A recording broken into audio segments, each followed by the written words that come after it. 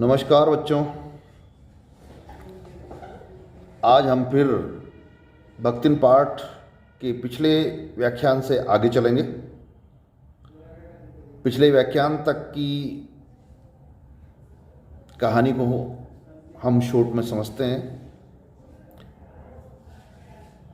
भक्तिन पूर्ण रूप से समर्पित होकर माँ देवी जी के घर में काम कर रही है। हर जगह उनके साथ रहती है, उनकी हर सुख सुविधा का ख्याल रखती है और पूरे समर्पित भाव से। भक्तिन को लेकर जो शुरू में संशय की एक स्थिति थी माँ देवी जी के मन में, वो धीरे धीरे स्नेह में, प्रेम में बदलती जाती है। और जब देश में युद्ध की स्थिति आ गई, तब उस युद्ध की स्थिति के समय जब सब लोग युद्ध से डरने लगे थे, तब भक्तिन के बेटी दामाद भी इस बात से डर कर भक्तिन को लेने के लिए गांव से आए। लेकिन भक्तिन ने वहाँ जाने के लिए मना कर दिया और कह दिया कि मैं नहीं जाऊँगी। और वो बीच बीच में गांव में जाकर उनके हालचाल लेती रही, उनको रुपए पैसे से मदद करती रही और वापस महादेव जी के पास आ जाती है। और इस तरह से वो, क्योंकि भक्तिन को महादेव जी का साथ छोड़कर जाना स्वीकार ही नहीं। और भक्तिन ने जब देखा कि युद्ध ज़्यादा संकट हो रहा है, जंग से लोग डर रहे हैं युद्ध की संकट से, तो एक दिन कहती है कि क्यों ना हम गांव चलें, यहाँ शहर में खतरा है युद्ध का।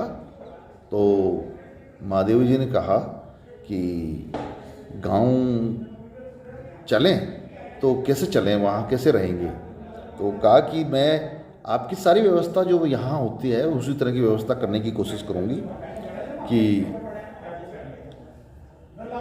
मचान पर मैं अपनी नई धोती बिछा दूँगी, जहाँ आप अपने कपड़े रख देना, दीवार पर कीले डाल के टांग दूंगी, उन पर लकड़ी के तख्ते रख दूंगी, उसके ऊपर आप अपनी किताबें रख देना, धान के पुआल का ढेर लगा दूंगी और उस पर मैं अपनी कंबल बिछा दूंगी, वो आपका बिस्तर हो जाएगा। आपकी स्याही के लिए, आपकी कलम के लिए मैं एक नई हंडिया ले आऊँगी, उसमें रख दूंगी। आपके जो कागज़ पत्तर है उसके लिए मैं एक नया छीका बना दूंगी। इस तरह से मैं सारी व्यवस्था गांव में कर दूंगी, यहाँ बड़ा खतरा है, अपन गांव चलें। महादेवी जी ने उसको टालने के लिए कहा कि भाई मेरे पास तो पैसे ही नहीं है, मैं पैसे के बिना गांव में कैसे जीवन जिएंगे अपन लोग। ये बात केवल टालने के लिए कही थी। भक्तिन ने सुना तो महादेवी जी ने सोचा कि टल गई बात, लेकिन अपना पोपला मुंह उनके कान के पास लाके बोलती है कि मेरे पास 5 बीसी और 5 रुपए है। 5 बीसी, ये शब्दावली आप लोगों ने नहीं सुनी होगी। 5 बीसी का मतलब है कि 20 को 5 से गुणा करो और 5 रुपए, यानी कि 105 रुपये मेरे पास है, जो महादेवी जी के द्वारा दिए गए वेतन से बचाकर रखे हुए हैं और वो ज़मीन में मैंने गाड़ रखे हैं, उसको खर्च कर देंगे। अब तक महादेवी जी की निगाह में भक्तिन एक कंजूस और महिला के रूप में थी कि वो अपनी सारी की सारी अपने वेतन को बचा के रखती है, अपने ऊपर कोई बहुत ज़्यादा खर्च वो नहीं करती है, सब बेटी दामाद को दे देती है। लेकिन नहीं, बेटी दामाद को जितनी आवश्यकता है उतना ही देती है और बाकी के पैसे को वो बचा के रखती है। और ये देखिए, जो जिसको अब तक वह कंजूस मान के चल रही थी, और भक्तिन ने उस कंजूसी के जो उस चित्र को अपने समर्पण, अपने प्रेम के उस भाव से विस्फोट करके उड़ा दिया। ऐसे उड़ा दिया कि वो पैसे अपन खर्च कर लेंगे, और ये जितने दिन युद्ध चलेगा उतने दिन तो वो पैसे खर्च हो जाएंगे, उनसे काम चल जाएगा अपना। क्यों? क्योंकि युद्ध कोई जीवन भर थोड़ी चलने वाला है। ये कोई अमरूती खा के थोड़ी आया है कि हमेशा ही युद्ध चलेगा। और महादेव जी क्या बोले? महादेव जी ने तो उसको टालने के लिए बात कही थी, लेकिन बात टालने के लिए कही थी, लेकिन यहाँ तो बात ही कुछ और। इतने थोड़े से रुपए का कोई ज़्यादा बड़ा महत्व तो नहीं है, परंतु रुपए के प्रति भक्तिन का जो अनुराग था, वो अनुराग और उस रुपए के अनुराग को एकदम त्याग के अपनी स्वामिनी पे ही वो खर्च करने की बात करना, ये बड़ी बात है। कि हम किसी व्यक्ति को कंजूस के रूप में जाने और बाद में पता चले कि अवसर आने पे वो कंजूस अपनी कंजूसी को एक तरफ रख के सब कुछ समर्पण के लिए तैयार हो जाए, ये भक्तिन में बड़ी विशेषता थी। इस तरह के छोटे छोटे वाकया जीवन में कई बार आते रहे भक्तिन के और महादेवी जी के बीच में। तो भक्तिन के बारे में महादेवी जी चिंतन करती है कि शायद हम स्वामी और सेवक का रिश्ता तो नहीं है हमारा, क्योंकि अगर स्वामी भी ऐसा नहीं हो सकता जो इच्छा है कि मैं भक्तिन को हटा दूं, लेकिन फिर भी मैं हटा नहीं सकती। एक मेरा मन तो करता है कि मैं भक्तिन को हटा दूं, सेवा से मुक्त कर दूं, लेकिन हटा नहीं सकती। और वो भी ऐसी सेवक नहीं है कहीं जो ऐसी सेवक है कि वो मतलब मेरे एक बार कहने से ही वो चली जाए, नहीं जाएगी। और बस मैं जब उसको जाने का आदेश देती हूँ तो वो हंसकर टाल देती है। और नौकर कहना भी असंगत है, क्योंकि भक्तिन ठीक आंगन में उगने वाले गुलाब या आम के पेड़ की तरह है। अगर हम आम के पेड़ को, गुलाब को अगर सेवक कहें, नौकर कहें, तो भक्तिन भी नौकर है, क्योंकि भक्तिन का भी व्यक्तित्व उतना ही महकदार है जितना आंगन में लगे हुए गुलाब का है और आम के पेड़ का है, जो हमें रसदार मीठे फल देता है। गुलाब हमें खुशबू देता है, ताज़ा फूल देता है, हमारे जीवन को रंगीन बनाता है। तो मैं यानी कि महादेवी जी ये हमेशा चिंतन करती रहती है कि मैं भक्तिन को क्या मानूं। भक्तिन का व्यवहार महादेवी जी के साथ ही नहीं, महादेवी जी जिस गुरुकुल की अधिकारी थी, उस गुरुकुल की जो छात्राएं थी वो भी भक्तिन से घुली मिली थी। कोई भक्तिन के पास दूध गर्म करवाने के लिए आती थी, कोई भक्तिन के पास खड़ी होकर नाश्ते को टेस्ट करके बताती कि नाश्ता कैसा बना है, क्या बना है। और जैसे ही मैं बाहर निकलती वो सारी लड़कियां फुर्र हो जाती, यानी भाग जाती, और जैसे ही मैं कमरे में अंदर जाती वो वापस आके भक्तिन की चारों तरफ घेर लेती। और भक्तिन अपने बारे में कम से कम सोचती और मेरे बारे में ज़्यादा से ज़्यादा सोचती। कैसे? क्योंकि अपने लिए वो भोजन एक ही समय बना लेती और उसको ढक के रख देती, और शाम को उस सुबह के बने हुए भोजन को सुबह भी खा लेती और शाम को भी खा लेती। लेकिन मालकिन के लिए हमेशा ताज़ा भोजन बनाती। तो ये भक्तिन के स्वभाव की सबसे बड़ी विशेषता कि अपने सुख की वो चिंता नहीं करती, आत्म मुग्ध नहीं थी कि अपने बारे में ही सोचे, नहीं, वो महादेवी जी के बारे में, उनके बारे में चिंतन करती है। और ये भक्तिन के जीवन की, उसके व्यक्तित्व की विशेषता है कि भक्तिन जहाँ रह रही है, जिनके साथ रह रही है, उनके साथ पूरे समर्पण के साथ जुड़ी हुई है।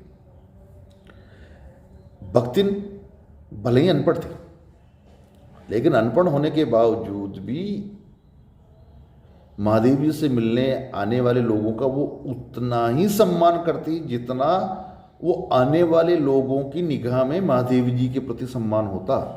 यानी उनकी आंखों को वो पढ़ के समझ लेती कि ये मेरी मालकिन के प्रति इनके मन में कितना सम्मान है, उनको उतना ही सम्मान देती। इतनी गहरी समझ रखना एक अशिक्षित महिला, ये अनुभव से आता है। इसके लिए किसी अक्षर ज्ञान की जरूरत नहीं है कि सामने वाले व्यक्ति को उतना ही नाप तोल के सम्मान देना जितना नाप तोल के अपने स्वामी को वो लोग सम्मान, उसके स्वामिनी को वो लोग सम्मान देते हैं। और इस भाव पर ये जो सहज बुद्धि है, ये सहज बुद्धि सभी जगह नहीं मिलती भाई।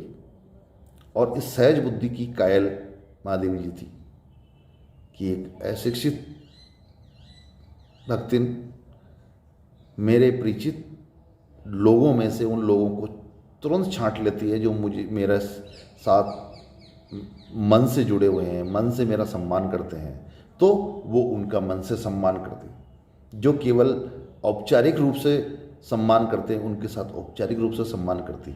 जो सहज साधारण शिष्टाचार निभाते तो वो भी उनके साथ साधारण शिष्टाचार निभाते। इस सहज बुद्धि, ये सहज बुद्धि सभी जगह नहीं मिलती। ये भक्तिन जैसी महिला के व्यक्तित्व में ही ये शोभा देती है और ये जीवन के अनुभवों से आती है, ये कि किताब से नहीं आ सकती।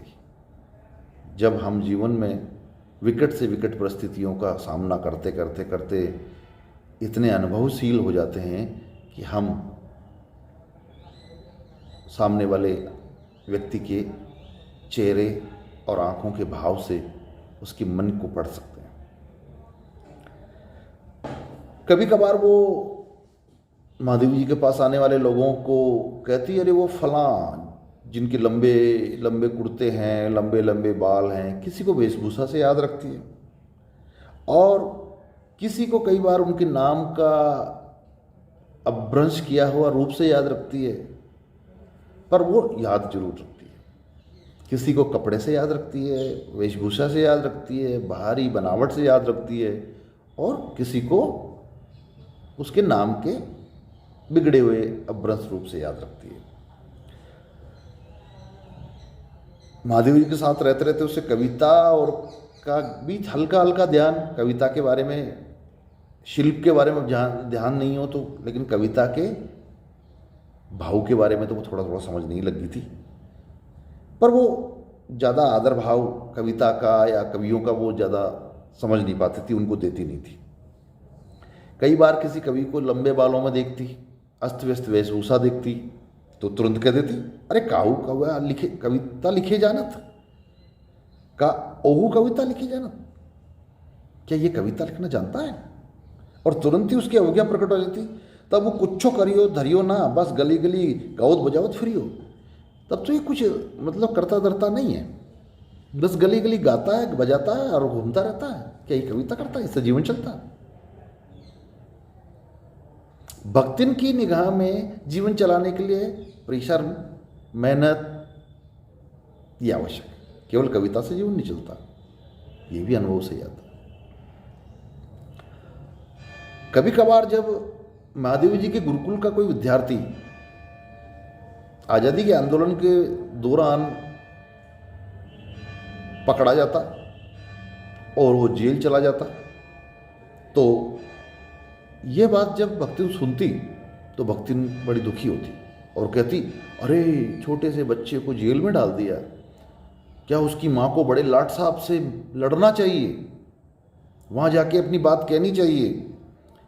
और वो दिन भर ये बात कह कहकर लोगों को परेशान करती रहती और खुद भी परेशान सी हो। चाहे स्वतंत्रता आंदोलन के उस दौर में, क्योंकि मैंने पहले भी कहा था कि भक्तिन की ये कथा 1935 30-35 के आस बीच की कथा है, तो उस दौर में चाहे गांधी जी गिरफ्तार हुए हो और जेल में गए हो, चाहे साधारण व्यक्ति जेल में गए हो, भक्तिन को दुख बराबर ही होता था। वो भेद नहीं करती थी, क्योंकि भक्तिन को खुद भी जेल जाने से डर लगता था। और भक्तिन की इसी एक कमजोरी की वजह से कई सारे लोग बार बार भक्तिन को कहते कि तुम्हारी मालकिन को भी जेल होने वाली है, और उसको चिढ़ाते रहते। और भक्तिन जो खुद जेल के नाम से बहुत डरती थी, और जब ऊंची ऊंची जेल की दीवारें उसे दिखाई जाती तो देखते ही वो आंखें बंद करके बेहोश होने लगती। लेकिन जब उसे ये लगता कि मेरी मालकिन को भी जेल होने वाली है, तो वो कहती है कि मुझे कितनी साड़ियाँ धो के साफ कर लेनी चाहिए वहाँ के लिए। कहाँ के लिए? जेल के लिए। यानी कि बख्तिन ये भी कल्पना नहीं कर सकती कि मेरी मालकिन को जेल हो जाए तो मैं वहाँ साथ नहीं जाऊँगी, मैं जाऊँगी। यानी जेल भी जाने के लिए वो तैयार थी। उसे वो सारे नियम, कायदे, कानून कोई पता नहीं है कि जेल जिसको होती है जेल में वही जाता है, उसका सेवक नहीं जाता है। लेकिन नहीं, वो तो जाने के लिए तैयार है। ये जो स्नेह है, ये प्रेम का जो ये बंधन है, ये बंधन ऐसे ही नहीं जुड़ता है। मतलब भक्तिन का तो तर्क था कि ये ऐसा अंधेर कैसे हो सकता है कि जहां मालिक वहां नौकर, मालिक को ले जाकर बंद करते, ये अन्याय नहीं है। लेकिन सबसे बड़ा अन्याय ये है कि मालिक को बंद कर दे और नौकर को बाहर खुला छोड़ दे। ये अन्याय उसकी निगाह में। अगर कोई लाट साहब से लड़ने के लिए किसी बच्चे की मां नहीं गई तो नहीं गई होगी, मैं जाऊंगी। ये किस बात के लिए जाऊंगी कि मेरी मालकिन को बंद कर दिया आपने जेल में और मुझे आपने बाहर छोड़ दिया। ऐसा कैसे हो सकता है? उनकी सेवा कौन करेगा? उनकी देखभाल कौन करेगा? उनकी सुख सुविधाओं का ख्याल कौन रखेगा? ये भक्तिन का समर्पण है। और ये समर्पण कोई मूल्य देकर नहीं मिलता है, ये मन के भाव से मिलता है। महादेव जी ने भी उतना ही स्नेह भक्तिन को दिया, तभी तो उसी का प्रतिदान भक्तिन ने कई गुना करके वापस लौटाया। है कोई ऐसा सेवक जो अपने मालिक के जेल जाने के बाद में सरकार से, लाट साहब से लड़ने के लिए तैयार हो जाए कि मेरे मालिक को या मालकिन को जेल में डाल दिया तो अब मुझे भी जेल में डालो, मैं उनकी सेवा करूंगा या करूंगी? ऐसा उदाहरण आपको दूसरा देखने को नहीं मिलेगा। ये भक्तिन जैसे चरित्र के लोग ही हैं जो कुछ थोड़े से, ऐसी तो अब प्रजाति ही नहीं बची है। ऐसे लोग तो अब समाज में है ही नहीं भाई, कहाँ से मिलेंगे?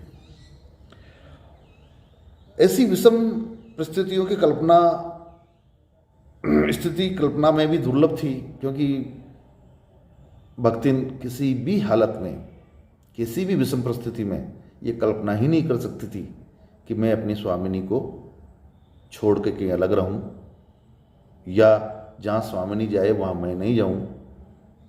ऐसी कल्पना वो कर ही नहीं सकती थी। लेकिन महादेव जी अपने इस संस्मरण की अंतिम लाइनों में बड़ी दार्शनिक बात कहती हैं कि मैं अक्सर सोचती हूँ कि जब ऐसा बुलावा आएगा जिसमें न धोती साफ करने की जरूरत होगी, न सामान बांधने का समय मिलेगा, न भक्तिन को रुकने का कोई अधिकार होगा, न साथ चलने का अधिकार होगा, न कोई मुझे रोकने का अधिकार होगा, उस चिरविदा के क्षणों में जब इस दुनिया को छोड़ के जाना है, मतलब जब हमारे पास सब कुछ पड़ा हुआ यहीं रह जाता है, तब ऐसे समय में इस देहातीन वृद्धा ये क्या करेगी और मैं भी क्या करूंगी? क्योंकि जगत के सारे व्यवहार में, इस संसार के सारे व्यवहार में तो हम साथ आ सकते हैं, भक्तिन साथ में जा सकती है, सुख सुविधाओं का ख्याल रख सकती है, लेकिन जब हम यहाँ से रुखसत होंगे, विदा होंगे इस दुनिया से, जब ईश्वर हमें अपने पास बुला लेगा, तब ऐसी परिस्थिति में ये भक्तिन क्या करेगी? हमारे भी घर परिवार के लोग हमें छोड़कर हमेशा हमेशा के लिए चले जाते हैं। हम कुछ दिन उनके दुख में आंसू बहाते हैं, रोते हैं, दुखी होते हैं, लेकिन भक्तिन जैसे लोग चले जाएंगे,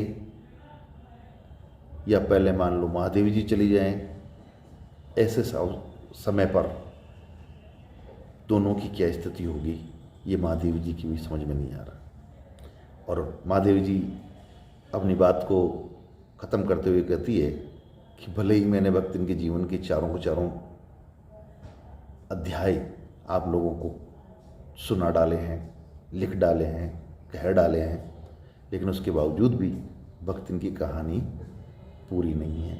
अभी ये अधूरी कहानी है और अधूरी कहानी है, और मैं इसको पूरा भी नहीं करना चाहती, क्योंकि पूरा होने का मतलब है कि मैं भक्तिन को अपने से खो दूंगी, और मैं खोना भी नहीं चाहती, क्योंकि जो काम पूरा हो गया फिर उसके लिए तो कुछ बचा ही नहीं है। सारी बात कह दी तो कुछ शेष रहा ही नहीं है। क्या रहूँगा, क्या जो रहेगा, जिसके बारे में आगे जिक्र करेंगे। इसलिए एक महादेवी जी इस कहानी को अधूरी ही रखना चाहती है। और हमारा पाठ तो यहीं ख़त्म हो गया, लेकिन हमें यहाँ कथा की कल्पना करने के लिए महादेवी जी ने एक अवकाश दे दिया कि हम सोच लें, तय कर लें कि आगे क्या हुआ होगा। तो आज बच्चों ये भक्तिन पाठ लगभग पूरा हो चुका है। व्याख्यान नंबर 2, इस पाठ के व्याख्यान नंबर 2 में एक गलत सूचना चली गई थी मेरे द्वारा। वो सूचना यह थी कि भक्तिन के पति की मृत्यु के समय भक्तिन की आयु मैंने 19 वर्ष बता दी थी। 19 वर्ष नहीं, 29 वर्ष थी। इस भूल के लिए मैं क्षमा चाहता हूँ, और आगे के मतलब व्याख्यान में हम लोग फिर आप लोगों से मैं मुखातिब होऊंगा। लेकिन मैं चाहता हूं कि जाने से पहले मैं इसके कुछ इस पाठ के कुछ क्वेश्चन आंसर भी मैं आप लोगों को बता दूं, क्योंकि थोड़े बहुत क्वेश्चन आंसर अगर आप लोगों को मैं बता दूं तो आप लोगों को भी इस पाठ से संबंधित आने वाले जो प्रश्न हैं वो याद रह जाएंगे। तो सबसे पहला सवाल जो पूछा जा सकता है परीक्षा में वो है कि लेखिका महादेवी वर्मा का जन्म वर्ष क्या है। तो जन्म वर्ष है 1907 ईस्वी। भक्तिन का मूल नाम क्या है। भक्तिन का मूल नाम लक्ष्मी है। लक्ष्मी के पिता के गांव का क्या नाम है। झूसी। भक्तिन के पति की मृत्यु के समय उनकी उम्र क्या थी। 36 वर्ष। भक्तिन के कितनी संतान थी। 3 बेटियां। भक्तिन ने अपना सिर क्यों मुंडाया था। दूसरा विवाह न करने के लिए। लगान समय पर जमा नहीं करने पर जमींदार ने भक्तिन को जो सजा दी वो उसके किस गुण पर कलंक था। कर्मठता के गुण पर कलंक था। अलगौजा का क्या अर्थ है। अलगोजा का अर्थ है गृहस्थी अलग करना। गृहस्थी अलग करना मतलब चूल्हा अलग करना। चूल्हे के साथ ही जमीन जायदाद व्यवसाय सारे उसी पे जुड़े होते हैं। गृहस्थी का मतलब गृहस्थी में सब कुछ आ जाता है। भक्तिन किससे डरती थी। भक्तिन जेल से डरती थी, कारागार से डरती थी। भक्तिन अपना चूड़ा कर्म किस दिन करवाती थी। हर बृहस्पतिवार यानी गुरुवार को। महादेवी वर्मा के भ्रमण की एकांत साथी कौन थी। भक्तिन। ये 10-11 सवाल मैंने आप लोगों के लिए छांटे हैं और छांट के उनके उत्तर भी मैंने आप लोगों को बताए हैं। इनमें से कोई 1-2 सवाल परीक्षा में पूछा जा सकते हैं, और इसलिए आप इन सबको याद करें।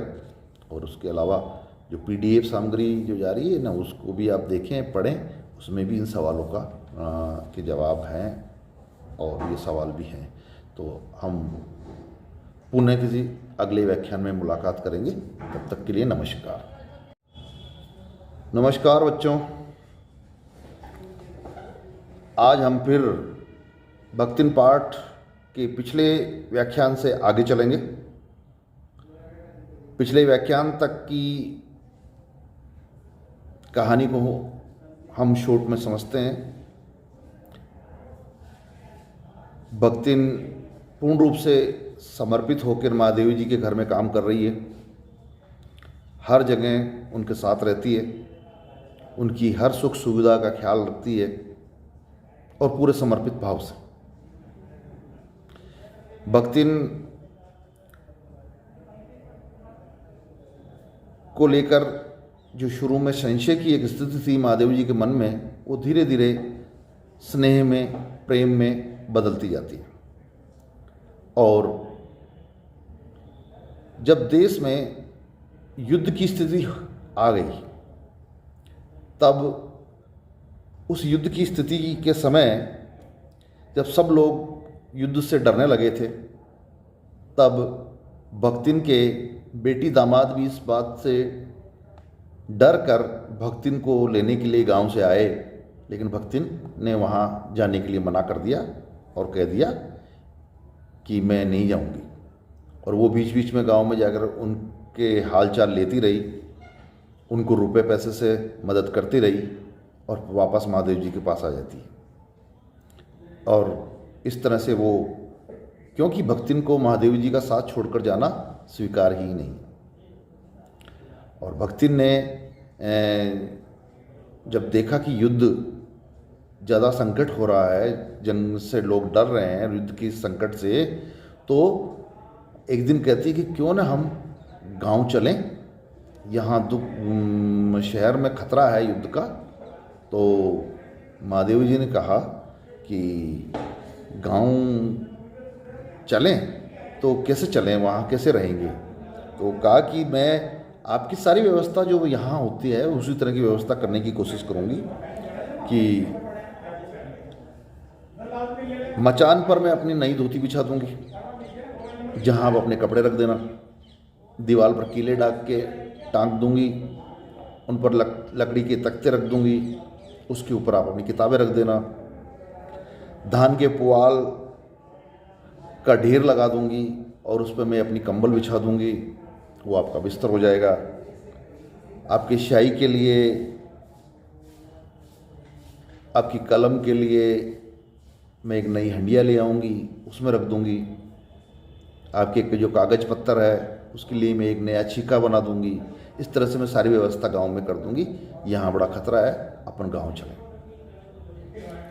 महादेवी जी ने उसको टालने के लिए कहा कि भाई मेरे पास तो पैसे ही नहीं है, मैं पैसे के बिना गांव में कैसे जीवन जिएंगे अपन लोग। ये बात केवल टालने के लिए कही थी।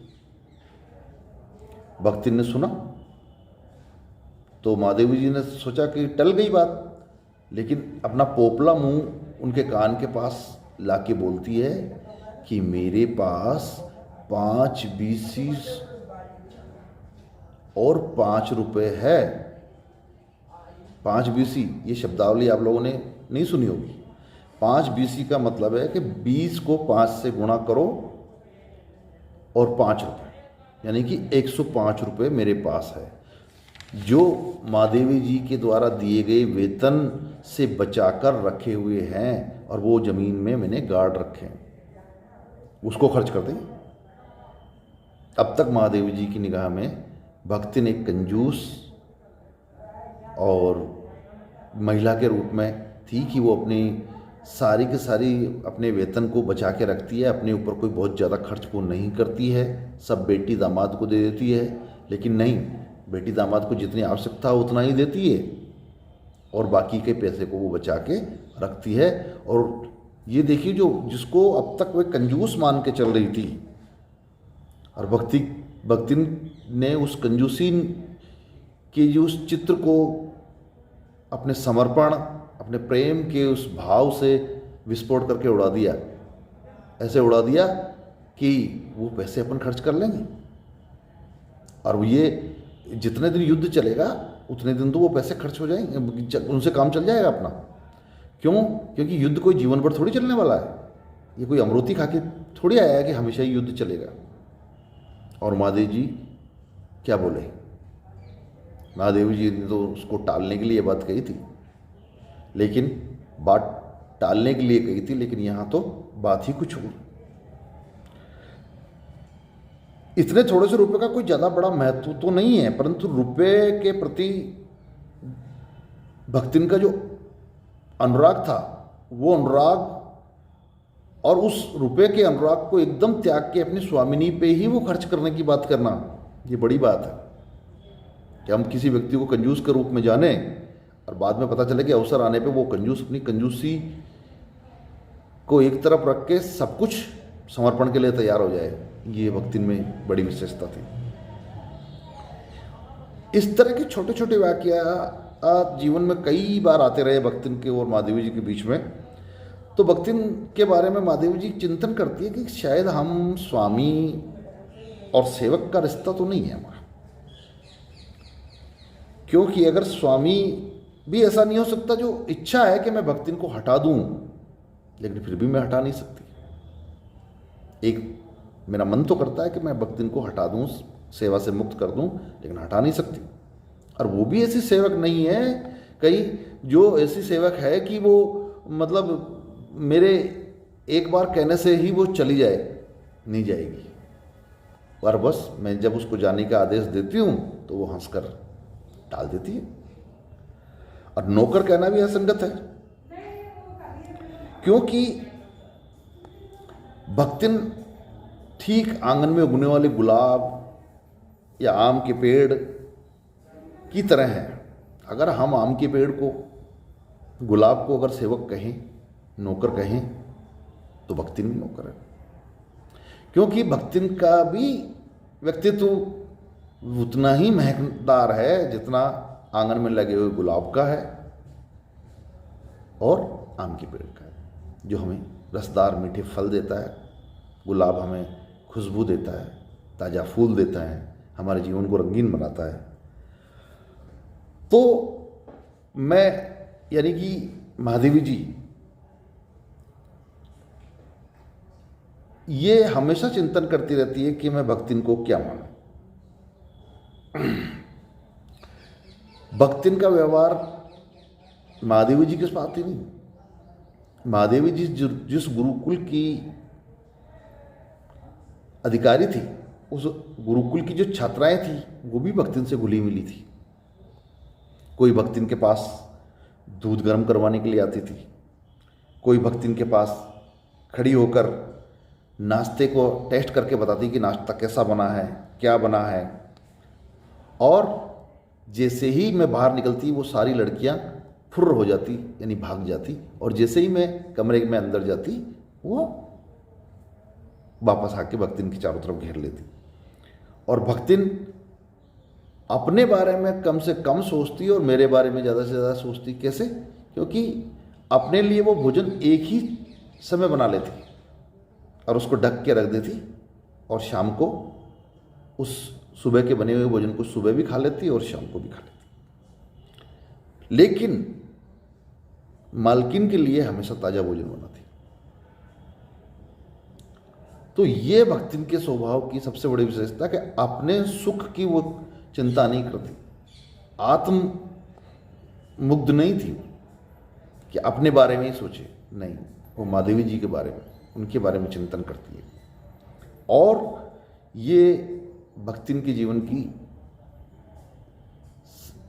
उसके व्यक्तित्व की विशेषता है कि भक्तिन जहाँ रह रही है, जिनके साथ रह रही है, उनके साथ पूरे समर्पण के साथ जुड़ी हुई है। भक्तिन भले ही अनपढ़ थी, लेकिन अनपढ़ होने के बावजूद भी महादेवी से मिलने आने वाले लोगों का वो उतना ही सम्मान करती जितना वो आने वाले लोगों की निगाह में महादेवी जी के प्रति सम्मान होता। यानी उनकी आंखों को वो पढ़ के समझ लेती कि ये मेरी मालकिन के प्रति इनके मन में कितना सम्मान है, उनको उतना ही सम्मान देती। इतनी गहरी समझ रखना एक अशिक्षित महिला, ये अनुभव से ही आता है। इसके लिए किसी अक्षर ज्ञान की जरूरत नहीं है कि सामने वाले व्यक्ति को उतना ही नाप तोल के सम्मान देना जितना नाप तोल के अपने स्वामी को वो लोग सम्मान, उसके स्वामिनी को वो लोग सम्मान देते हैं। और इस भाव पर ये जो सहज बुद्धि है, ये सहज बुद्धि सभी जगह नहीं मिलती भाई। और इस सहज बुद्धि की कायल महादेवी जी थी कि एक अशिक्षित भक्तिन मेरे परिचित लोगों में से उन लोगों को तुरंत छांट लेती है जो मुझे मेरे साथ मन से जुड़े हुए हैं, मन से मेरा सम्मान करते हैं, तो वो उनका मन से सम्मान करते हैं। जो केवल औपचारिक रूप से सम्मान करते हैं उनके साथ औपचारिक रूप से सम्मान करती है।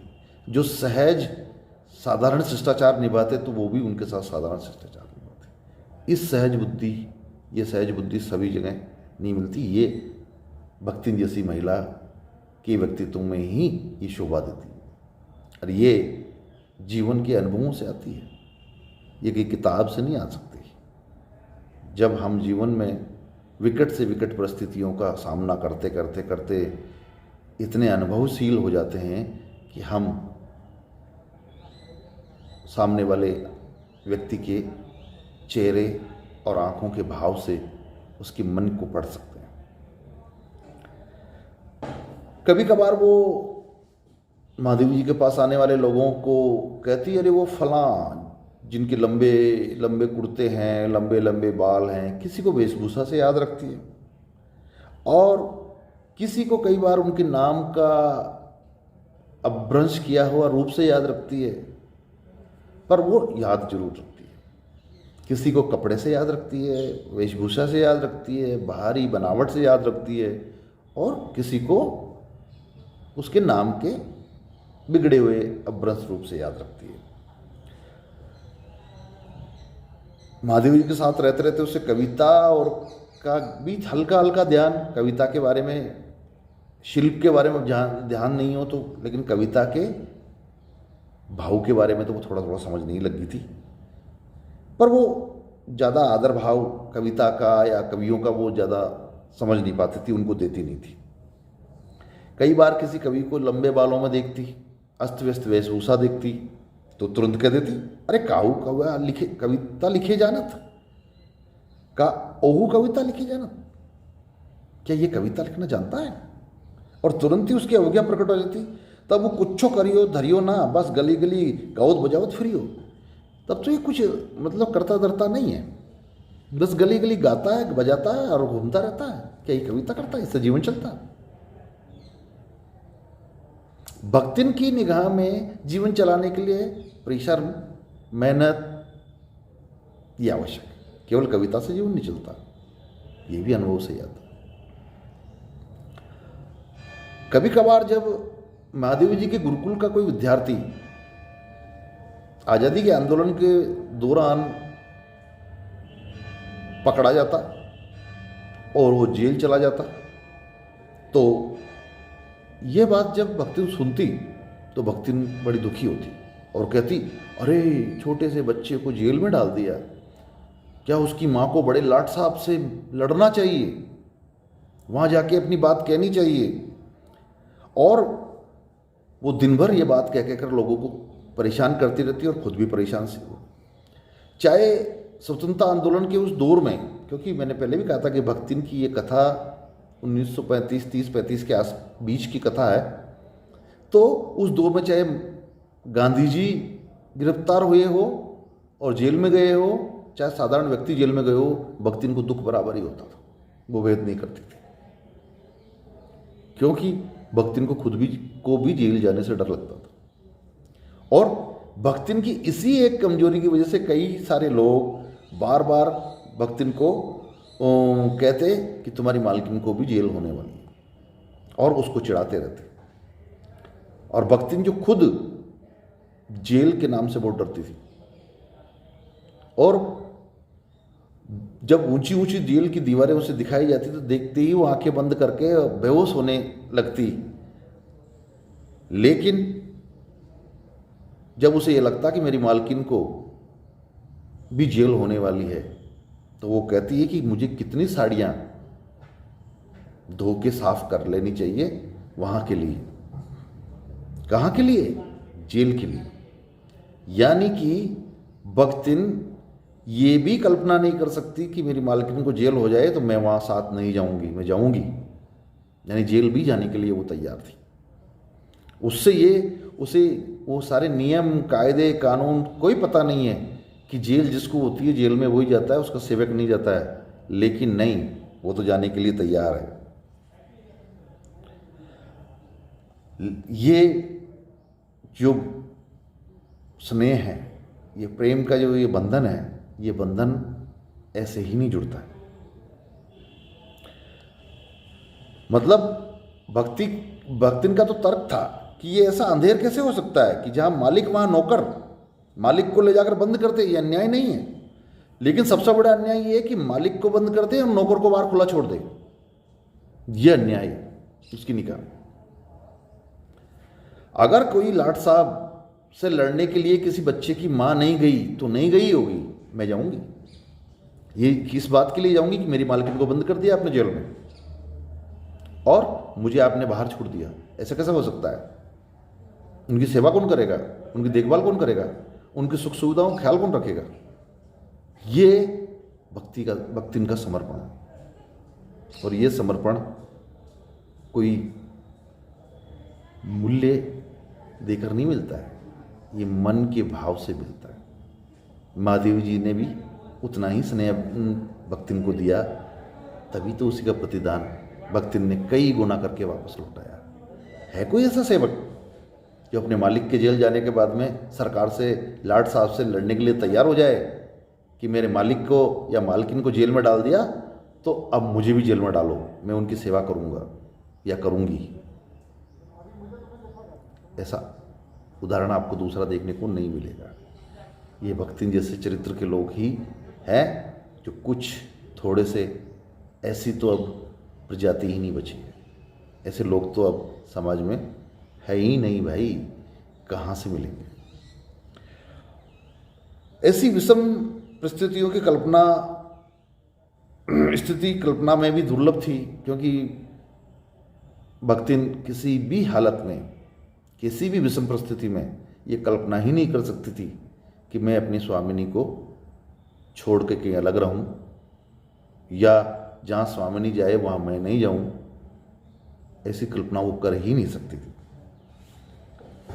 लेकिन महादेव जी अपने इस संस्मरण की अंतिम लाइनों में बड़ी दार्शनिक बात कहती हैं कि मैं अक्सर सोचती हूँ कि जब ऐसा बुलावा आएगा जिसमें न धोती साफ करने की जरूरत होगी, न सामान बांधने का समय मिलेगा, न भक्तिन को रुकने का कोई अधिकार होगा, न साथ चलने का अधिकार होगा, न कोई मुझे रोकने का अधिकार होगा, उस चिरविदा के क्षणों में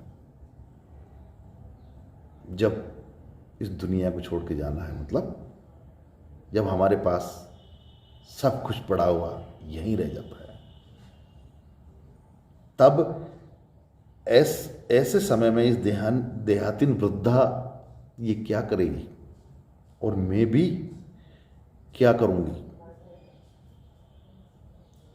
क्योंकि जगत के सारे व्यवहार में, इस संसार के सारे व्यवहार में तो हम साथ आ सकते हैं, भक्तिन साथ में जा सकती है, सुख सुविधाओं का ख्याल रख सकती है, लेकिन जब हम यहाँ से रुखसत होंगे, विदा होंगे इस दुनिया से, जब ईश्वर हमें अपने पास बुला लेगा, तब ऐसी परिस्थिति में ये भक्तिन क्या करेगी?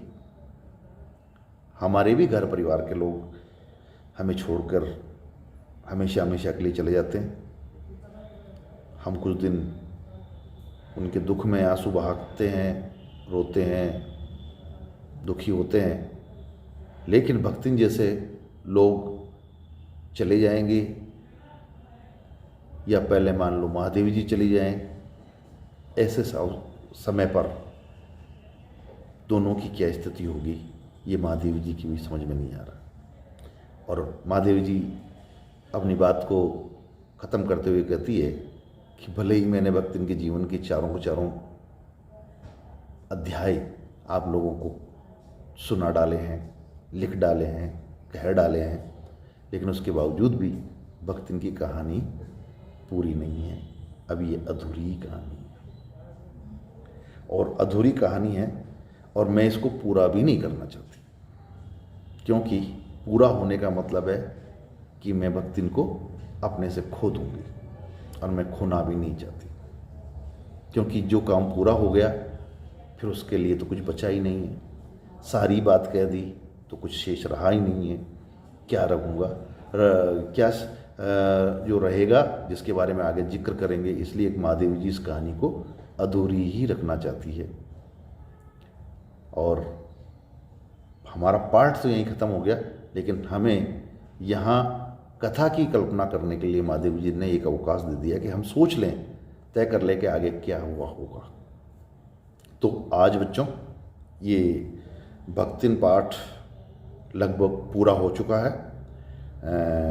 व्याख्यान नंबर 2, इस पाठ के व्याख्यान नंबर 2 में एक गलत सूचना चली गई थी मेरे द्वारा। वो सूचना यह थी कि भक्तिन के पति की मृत्यु के समय भक्तिन की आयु मैंने 19 वर्ष बता दी थी। 19 वर्ष नहीं, 29 वर्ष थी। इस भूल के लिए मैं क्षमा चाहता हूँ। और आगे के मतलब व्याख्यान में हम लोग फिर आप लोगों से मैं मुखातिब होऊंगा, लेकिन मैं चाहता हूं कि जाने से पहले मैं इसके कुछ इस पाठ के कुछ क्वेश्चन आंसर भी मैं आप लोगों को बता दूं, क्योंकि थोड़े बहुत क्वेश्चन आंसर अगर आप लोगों को मैं बता दूं तो आप लोगों को भी इस पाठ से संबंधित आने वाले जो प्रश्न हैं वो याद रह जाएंगे। तो सबसे पहला सवाल जो पूछा जा सकता है परीक्षा में वो है कि लेखिका महादेवी वर्मा का जन्म वर्ष क्या है। तो जन्म वर्ष है 1907 ईस्वी। भक्तिन का मूल नाम क्या है। भक्तिन का मूल नाम लक्ष्मी है। लक्ष्मी के पिता के गांव का क्या नाम है। झूसी। भक्तिन के पति की मृत्यु के समय उनकी उम्र क्या थी। 36 वर्ष। भक्तिन के कितनी संतान थी। 3 बेटियां। भक्तिन ने अपना सिर क्यों मुंडाया था। दूसरा विवाह न करने के लिए। लगान समय पर जमा नहीं करने पर जमींदार ने भक्तिन को जो सजा दी वो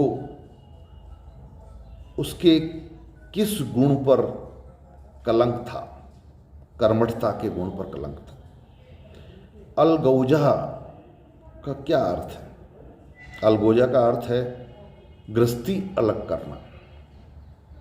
गृहस्थी अलग करना मतलब चूल्हा अलग करना। चूल्हे के साथ ही जमीन, जायदाद, व्यवसाय सारे उसी में जुड़े होते हैं। गृहस्थी का मतलब गृहस्थी में सब कुछ आ जाता है। भक्तिन किससे डरती थी। भक्तिन जेल से डरती थी, कारागार से डरती थी। भक्तिन अपना चूड़ा कर्म किस दिन करवाती थी।